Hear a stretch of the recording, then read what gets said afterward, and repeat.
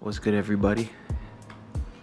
So I've been hearing a lot that Peter Skoronski is the best lineman in this year's draft class, and I've heard a lot of that sentiment pretty much popularized and agreed on by most draft pundits. And I wanted to take some time just evaluating some of his highlight film and just see what I like. What are some things that I think he can improve on as somebody who's definitely not on Peter Skoronski's level, but has coached some pretty decent linemen in the last couple of years. I really want to see where he's at and just see some of the things I may enjoy about his game. I going into this based on what I'm hearing and kind of just gathering, I think that Peter Skoronski is the best lineman. I've heard position versatile as something that's associated with Peter Skoronski, and that's so good because if you can be position versatile in the league, it's so useful because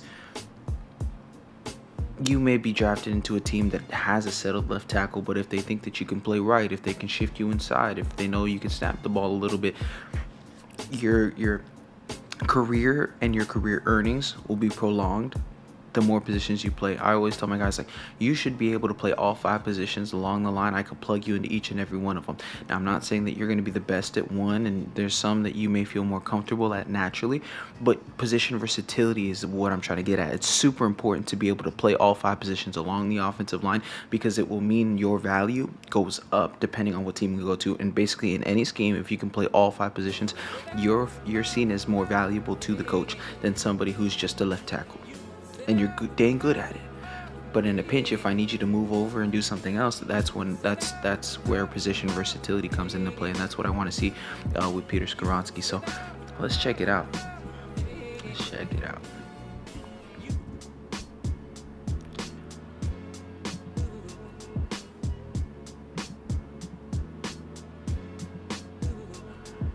All right, first play. Let's look at this. That's the ability to recognize stunts. That's going to be super crucial at the next level. It's going to look even better. I thought this was a pretty good looking stunt. He had a rusher from the outside. Looks like the offensive line slid right with the running back protecting backside. He sees the defensive tackle, sees his step going inside, force him inside, look for the linebacker coming down. Boom, solid play, good hand placement. He widens out. We talk about often in offensive line rooms that the tackles set the width of the pocket, the guards set the depth of the pocket. He did a really good job creating that U shape, that horseshoe shape, so that the quarterback could maneuver in. Great job on that last play. This is against Aiden Hutchinson. Now, what I really like about this play is he gets inside leverage of him inside. So he's going for the inside. Solid first step, tight hands. One hand is basically, I think what he's using that one hand for is to see what Aiden's move is. It's basically like a buffer. And then Aiden uses that. Just solid protection by Skoronski.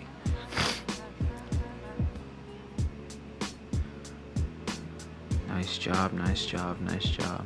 You know, seeing the 77 on his back and seeing the way he sets with those low hands, it really reminds me of Taylor Lewan. I don't know if I'm the only person that's saying this. It really reminds me of Taylor Lewan. I see some Taylor Lewan in him just with the way he sets as a left tackle. Wow. Yeah, having a tackle that's mobile like Skoronski. Now he got put on his butt, but he was out in open space and he did basically like a little fold block. He came underneath that guard peeling back, and it shows his mobility. And that's where some people might say he transfers as a guard. And that was the key block on that play. Nice pass set, good hands.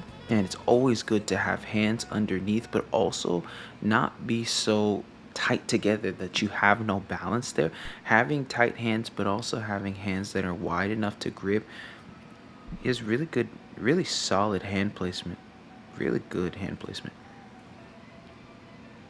One thing that I'm noticing too is he has his hand in the dirt a lot.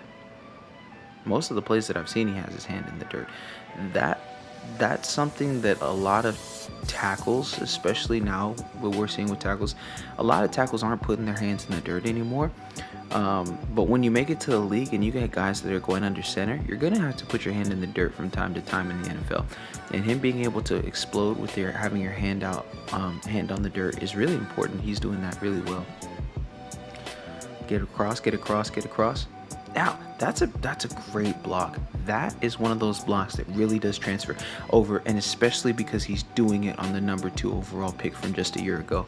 He's trying to get across. When I teach my guys outside zone, I'm saying run with him, but you want to be able to get the hip across and block him off. What Skoronski does is he runs with him and he's trying to get over, but Aiden Hutchinson is so great with his hands and has such great leverage that he's not allowing him to get outside. But Skoronski is still just going to run and just keep working towards that. Just keep working towards that. And eventually your running back will make a one cut off you. He may stay outside. He may cut back inside. But at least you're continuing to run with him. That's really good for offensive linemen that aren't necessarily the most athletic, but are just really trying to get across. Just keep working across. If you don't get there on your initial step or your initial couple steps, or even if you took a misstep for whatever reason, got caught up, keep going. And eventually you'll be able to get across. If he would have kept running with Aiden and kept on improving his hand placement, he would have been able to get across. Yep, close him off. Yeah, that's what I call cutting off. I call that cutting off because you use your hip as a barrier. If you go back just a little bit, he used his hip as a barrier to prevent the defender that was on his outside from crossing his face. That would have been the only rule of that play. Do not let the defender cross your face, and Skoronski did a great job. May I say, I just want to pause to say that I am very much impressed with Peter Skoronski so far. When they were talking about the hype, at least from the highlights, right? I'm not the type that always watches all 22. Yeah, they say, oh, the film doesn't lie. Yes, that's absolutely true.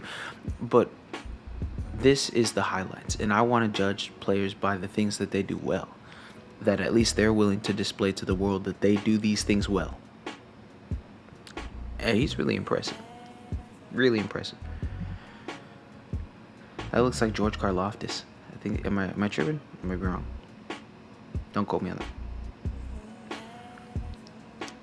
Make sure he doesn't cross your face. He's sitting looking at 6. His eyes are on 6.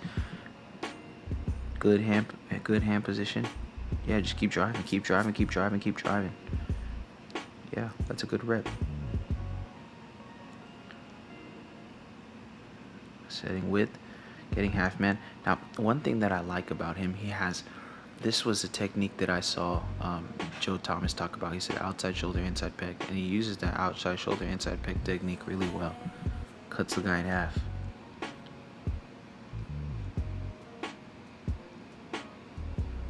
Good hands. Now, that's for an inside move. Really cool on this play. If I could play it in slow-mo, I would.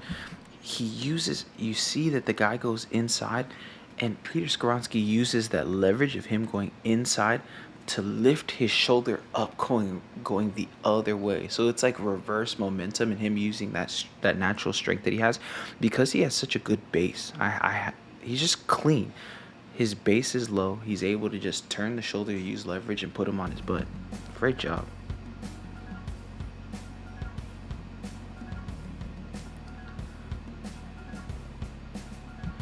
Yeah. Now that's when a defender goes across your face. Him being able to just take him in the direction he was wanting to go, but just make sure that the alley was cleared. Yeah. Solid.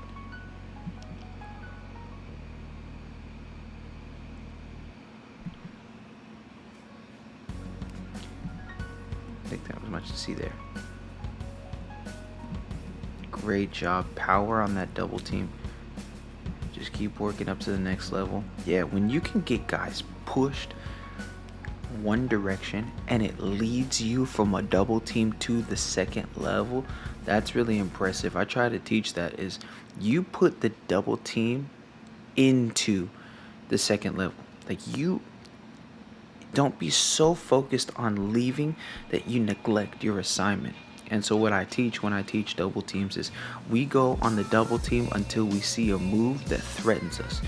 So until I see a step from a linebacker to go into the gap that I'm responsible for, I'm just going to keep my double team. And until he poses himself as a threat, then I leave. And that's what Skoronski did really well on that last play. Wait until he poses a threat, and once he does, you are going to fire off. Good pass set, nice step. His hand placement is just fantastic. I mean, I might be tripping, but he really reminds me of Joe Thomas, but with those low hands and the way that he sets Taylor Lewan. Shout out to Beat by Takezo, but just a great video that I really enjoyed breaking down Skoronski. He's a really solid prospect, I will say. Like, just overall, I based on what I've seen in this highlight film without watching all 22 and things like that, this is a clean prospect. Good hands, great base, quick feet, agile. If he's his position versatile as everybody said he is, Peter Skoronski's gonna be a guy at the next level. I can definitely see all pro and Pro Bowls in his future. I'm really curious as to see who drafts him. A team like Tennessee, they just lost Taylor Lewan. Well, look at that. You can pick up somebody who plays very similarly to Taylor Lewan, at least early on in Taylor Lewan's career before he started getting injured. I see a lot of parallels there. But I also see a little bit of Joe Thomas. He likes those half-man techniques where you go outside shoulder, inside pec with your hand placement, splitting the crotch with your leg, which is something that Orlando Brown talked about in NFL films.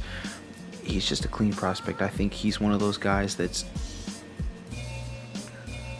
I just want to pick my words. I think he's one of those guys that's a safe bet. That I think he's reached that potential, really, of what he is. And I think whoever gets him will get from what I can see, a day one starter. He's going to be, I think he's a day one starter, plug and play. Right side, left side, just based on the footwork and the athleticism, he's that. Strength-wise, he looked good. I want to see him on those double teams with big, strong 3 techniques to see, like, where is that, and see a power rusher. I didn't really see too many power rushers in that highlight film, which is something that I kind of took a mental note of. I saw a lot of speed rushers, long arm rushers, but I didn't see straight up power rushers, and I want to see him be able to handle that at the next level, because that's the default of a lot of these NFL guys. They've gotten there with strength, and so technique is secondary to the natural strength that they already have. But overall, I'm really impressed and encouraged by how Peter Skoronski looks, and so this upcoming draft is going to be really interesting because I really want to see where he goes, and I think really anywhere he goes, I think he's going to be successful. But I'd like to see him, in a spot where he can really be impactful right from the beginning. A team that needs a left tackle and drafts a left tackle. I've heard scouts say, "Oh, he's a guard. Oh, he's not big enough to play guard, tackle at the next level." Based on this, if he can do what he did to Aiden Hutchinson, I didn't watch the whole game. If he can run across on that outside zone just like he did on that sweep play, if he can use if he can beat those one-arm techniques, I think he could do that successfully at the left tackle position at the next level. So, yeah, shout out to Peter Skoronski. Good luck, man.